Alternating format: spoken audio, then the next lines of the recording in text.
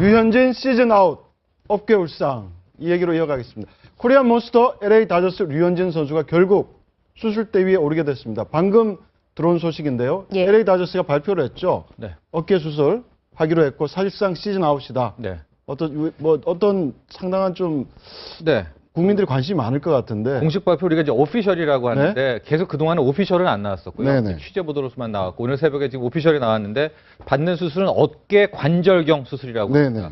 뭐 지금 LA 다저스 설명에 따르면은 뼈 조각을 청소하는 수술이다 이렇게 얘기를 했는데요. 이제 수술에 돌입을 하게 되고 뭐 재활까지 고려한다면 이번 시즌은 아웃이다. 시즌 아웃이라는 얘기도 함께 전했습니다.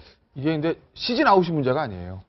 1년 정도는 쉬면 됩니다. 왜냐하면 네네. 류현진 선수가 우리나라 데뷔한 해부터 한 해도 쉰 적이 없었고 좀 미국에 가서 한 2년 동안 무리했기 때문에 한 해 정도 푹 쉰다 생각하면 되는데 문제는 어깨를 잘못 건드리게 되면 이게 선수 생명에도 문제가 있을 수 있거든요. 아, 그렇군요. 왜냐하면 우리나라 한때 최고의 투수 손민환 선수가 어깨 수술하고 나서 복귀하는데 한 3년 걸렸습니다. 네. 박명환 투수 마찬가지고요.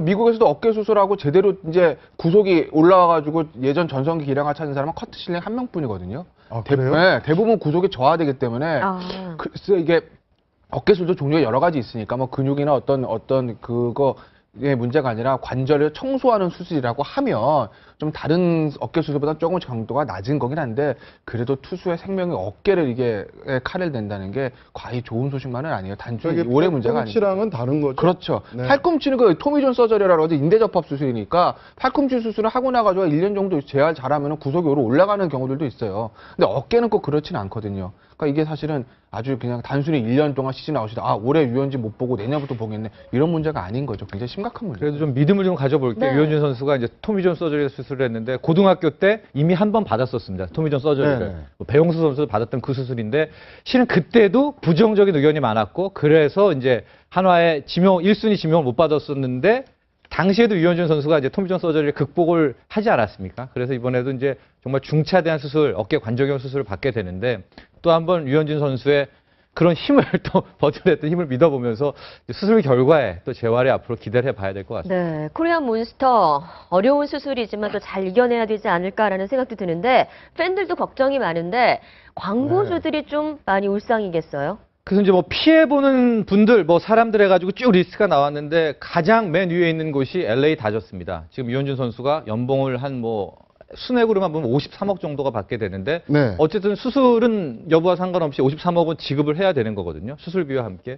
그다음에 두 번째가 방금 말한 이제 국내 광고주들, 네. 이제 라면 업체하고 뭐 이런 은행들인데 아마 광고를 더 지속하지는 못할 것 같습니다. 아마 네. 그래서 그 광고에 대한 얘기를 하게 됐고요. 뭐 라면 업체 관계자 지금 발언이 나오고 있는데 그동안에 어쨌든 류현진 효과로 좋은 영향을 받았다. 저 정도까지 이제 코멘트를 한 걸로 봐서 이제 앞으로는 그렇겠고요. 근데 실제 저 라면 업체는 저 광고 모델 쓰면서 점유율이 급등했어요. 그렇습니다. 네. 그러니까 톡톡한 효과를 누렸었죠. 상당한 효과를 네. 누렸었죠. 그러니까 앞으로 더 볼 것을 이제 못 봤다 이런 식의 피해고 실은 중계 쪽, 그러니까 방송사인데 여기가 상당합니다. 이제 MBC 플러스 스포츠 플러스에서 MLB 독점 계약권을 갖고 있는데 지금 이제 2017년까지 일단 더 류현진 선수 때문에 잡아냈단 말이죠. 근데 이렇게 된다면 류현진 선수가 아웃된다면 과연 광고비가 지금 받는 것만큼 받을 수가 있을까? 그래서 아마 수십억 대의 손실을 또 감안해야 되지 않을까?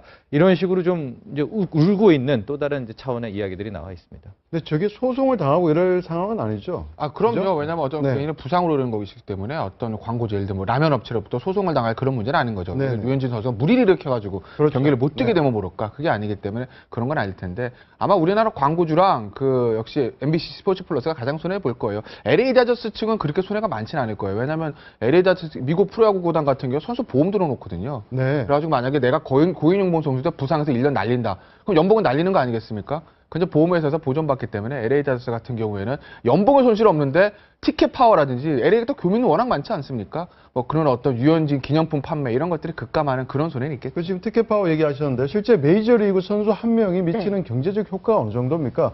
미국 생활 오래 하신 우리 곽수종 박사님 한번 글쎄요, 얘기해 주시면. 저는 캔자시티 로얄스 구장을 한 번밖에 가본 적이 없고 네. 삼성 라이온스가 하도 그 월드 코리안 시리즈에서 패배를 많이 해서 야구에 담을 쌓고 사는 기간이 오래됐어요.